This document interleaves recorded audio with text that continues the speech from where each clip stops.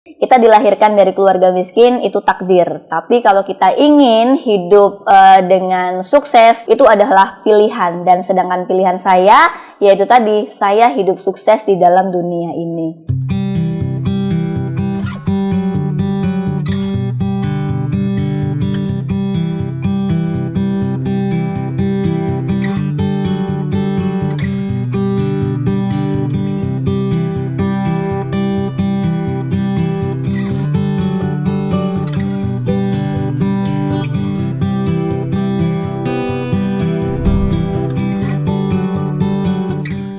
Halo, perkenalkan nama saya Delta Hesi Chandra Pratiwi. Saya owner dari Handmade Susbai dan Del Fashion Store.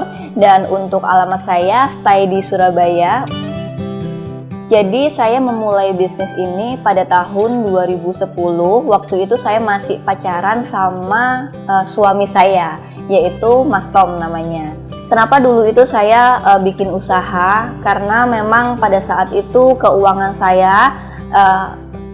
saya sendiri memang sangat-sangat di bawah rata-rata. Kebetulan saya sendiri adalah lulusan SD dan adik saya juga lulusan SD, dan saya bisa dibilang dari keluarga tunawisma atau bisa dibilang dari keluarga yang memang sangat-sangat tidak mampu. Karena pada saat itu orang tua saya yaitu bapak saya itu seorang pemabuk atau penjudi yang bisa dibilang setiap hari itu selalu tengkar, selalu ada cekcok sama orang tua saya. Dan itu berjalan sampai beberapa tahun gitu ya. Nah, karena utangnya sangat banyak sekali sampai ratusan juta, mau nggak mau orang tua saya, ibu, itu merantau ke Manado untuk menjadi pembantu. Dan adik saya masih kecil ikut ibu saya ke Manado. Lalu untuk bapak saya itu langsung merantau ke Papua, kayak cari apa sih namanya, tambang emas itu loh. Nah, cari tambang emas di situ. Nah, itu bertahan sampai beberapa tahun, antara 3 tahun sampai 4 tahun gitu. Nah, kenapa saya tidak memutuskan untuk ikut ke Manado? Karena saya berpikir saya ini punya potensi, harusnya saya bisa untuk melunasi utang orang tua saya. Saya ingin hidup ini itu sukses. Karena yang dinamakan kita lahir dari keluarga miskin itu udah takdir. Tapi kalau kita pengen hidup dengan sukses, berguna banyak orang, berbagi sama orang, atau kita bisa membuka lowongan yang banyak, itu adalah impian saya. Dan impian saya menetap di Surabaya untuk survive dan bagaimana caranya utang-utang itu bisa terlunasi. Nah, alhamdulillah Mas Tom ini pacar saya, dia mensupport saya 100%, tapi dari situ saya selalu belajar bagaimana caranya hidup ini bisa lebih baik dan lebih baik. Saya sama Mas Tom itu satu visi misi, yang dimana pacarannya kalau bisa itu berguna, bermanfaat juga, yang nggak cuma sekedar pacaran, kita ketemu terus kita ke kafe dan lain-lain, kita makan habis-habisin uang, hura-hura, ngomongin temen. Enggak, saya pacarannya kalau sama Mas Tom itu seperti kayak saling memotivasi satu sama lain. Karena pacarannya itu satu visi misi, Mas Tom kan sebelumnya memang udah dagang stiker ya. Dia itu anak band di salah satu Surabaya, band metal. Terus saya ini sebagai penontonnya gitu. Terus kita pacaran karena Mas Tom ada potensi untuk ngejual stiker itu, kok lakunya banyak ya gitu. Terusnya saya tuh akhirnya kayak tergerak untuk kayaknya usaha enak deh, karena dengan adanya keterbatasan atau adanya hutang-hutang ini kayak rasanya tuh ini gimana caranya biar hutangnya bisa selesai. Akhirnya Mas Tom mendorong saya untuk, kamu kalau bisa online shop, coba dari teman-temannya. Nah, kita itu dulu itu pertama kali jualannya di Facebook, terus kita pakai grup BBM kayak gitu. Nah, pada zaman itu yang jualan online kan masih kayak dikit banget pada tahun 2010 itu. Nah, pertama kali saya jualan itu yaitu saya jualan barang second hand, yang dimana jualan barang-barang flanel, terus baju-baju vintage, terus tas-tas vintage.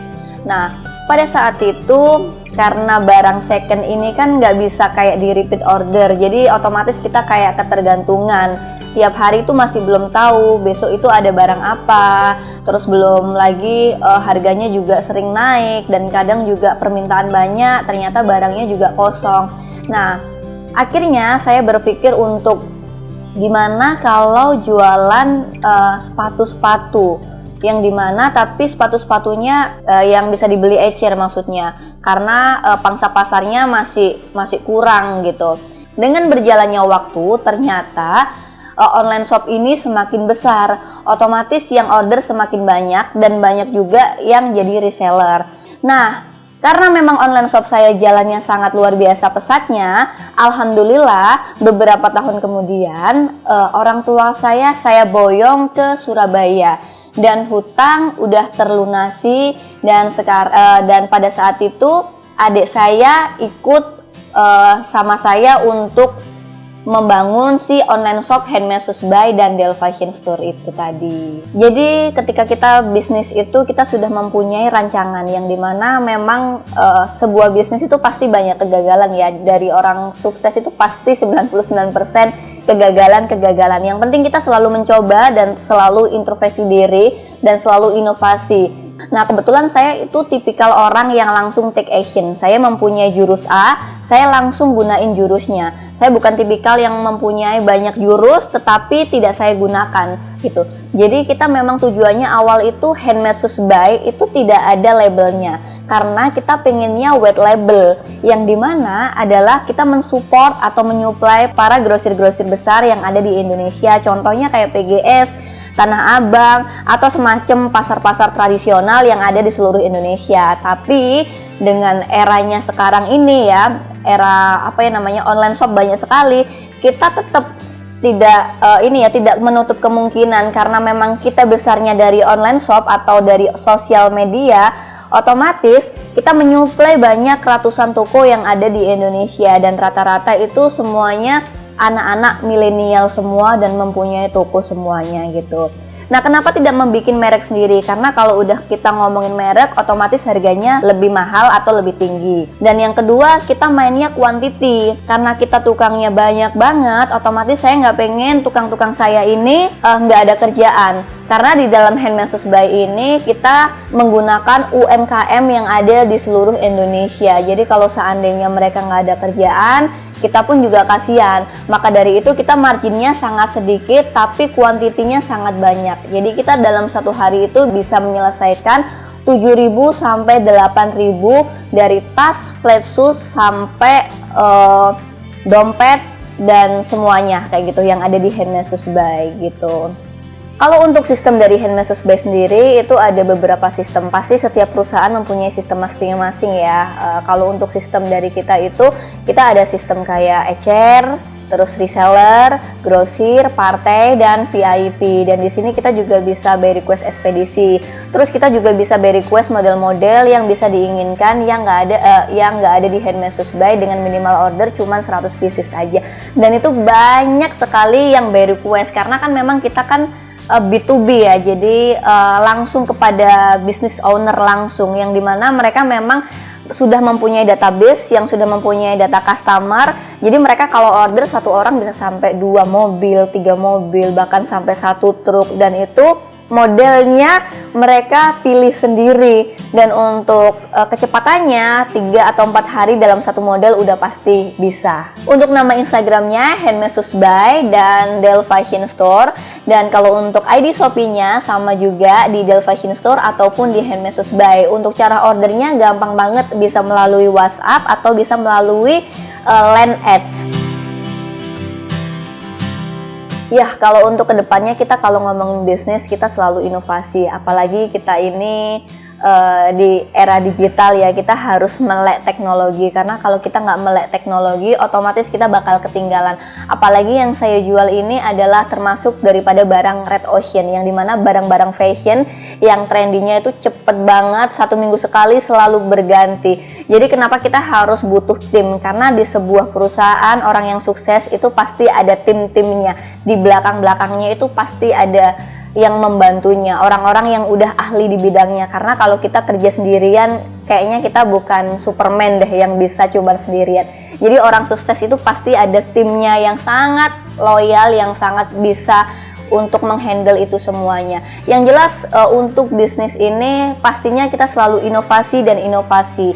melek teknologi. Dan saya juga mempunyai komunitas namanya Venela Indonesia, Female Entrepreneur Leadership, dan di situ tuh semua komunitasnya, semua yang ada di situ membernya wanita semua, dan otomatis karena di situ tulisannya entrepreneur, otomatis yang masuk di dalam Venela itu harus mempunyai bisnis dalam ini ya, yang bisa scale up. Jadi bukan untuk yang awam. Jadi kalau masuk di Venela pun minimalnya harus 10k, dan itu pun harus diseleksi bener nggak online shopnya, takutnya nanti 10k itu abal-abal, terus harus mempunyai toko kayak gitu. Dan kenapa saya membuat Venela atau membuat sebuah komunitas, karena saya berpikir jika kita ini di dalam mempunyai komunitas yang bagus, mempunyai komunitas yang satu visi misi, yang bisa membangun kita menjadi lebih baik lagi, itu tentunya usaha kita juga bisa ke trigger atau bisa ke scale up juga.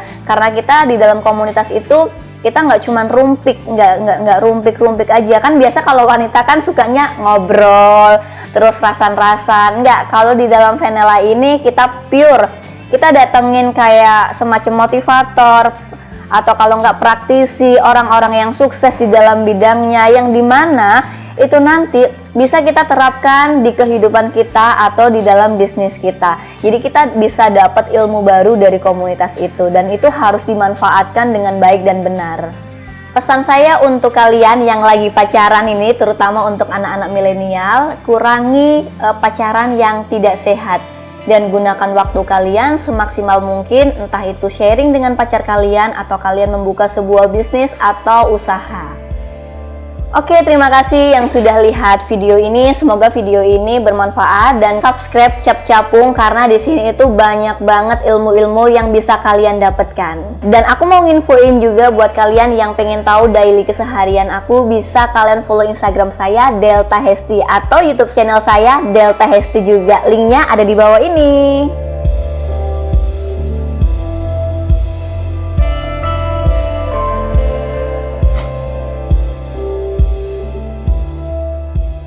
Jadi memang kalau kita pacaran satu tujuan, satu visi misi, kayaknya kita mau bisnis dari pacaran itu lebih baik gitu. Karena kalau kita gini, kalau kita mencari cewek atau mencari pasangan yang kita butuhkan, yang maksudnya yang bisa support kita, yang selalu ada, yang mengerti, itu memang kita harus carinya memang dari bawah.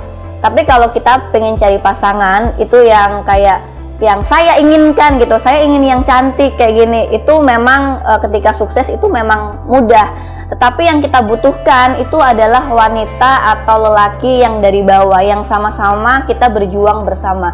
Karena ketika kita berjuang bersama itu nikmatnya luar biasa ketika kita sukses. Jadi kita bisa menceritakan ke anak cucu kita, bahkan kita bisa kayak entah itu apa ya, jadi cerita keluarga kita, biar oh ternyata dulu itu orang tua saya seperti ini kayak gitu, oh susah senengnya tuh seperti ini, bisa untuk jadi contoh juga gitu.